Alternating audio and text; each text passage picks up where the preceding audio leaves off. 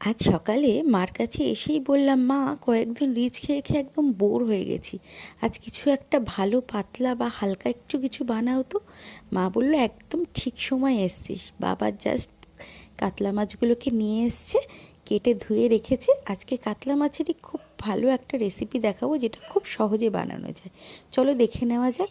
আমি মানুষই চলে এসেছি মাকে নিয়ে আবারও একটা নতুন রেসিপি নিয়ে। রেসিপিটা করার জন্য মাছগুলোকে প্রথমে নুন হলুদ মাখিয়ে এরকম ভালো করে একটু ভেজে নিয়েছে। সেই একই তেলেই না পটলগুলোকে একটু এপিট ওপিট করে ভেজে নেব, এবং একইভাবে আলুগুলোও দিয়ে এপিট ওপিট করে একটু ভেজে নেব। তারপর সেই তেলে একটুখানি তেল দিয়ে পরিমাণ মতো 5 ফোড়ন এবং একটা দুটো তেজপাতা দিয়ে একটু নেড়ে কাঁচা পেঁয়াজগুলো ওতে দিয়ে দেবো। দিয়ে একটু নেড়ে চেড়ে ওর মধ্যে কেটে রাখা টমেটো, কাঁচা লঙ্কা দিয়ে একটু নুন দিয়ে ভালো করে নেড়ে আদাটা দিয়ে কষবো। কষা হয়ে গেলে একটু জল দেবো, দিয়ে আবারও পরিমাণ মতো জিরে গুঁড়ো, ধনে গুঁড়ো, হলুদ আর লঙ্কার গুঁড়ো দিয়ে ভালো করে জিনিসটাকে কষবো যতক্ষণ না তেলটা ছাড়ছে।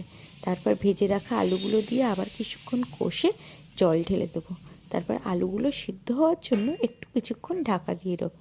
ঢাকা তুলেই যদি দেখি আলু সিদ্ধ হয়ে গেছে, তাহলে ভেজে রাখা পটল এবং মাছগুলো দিয়ে ফোটাতে টাইম দেবো। তারপরেই কি রেডি পাতলা মাছের ঝোল, যা গরম ভাতের সাথে জুড়ি নেই। দেখা হচ্ছে নেক্সট।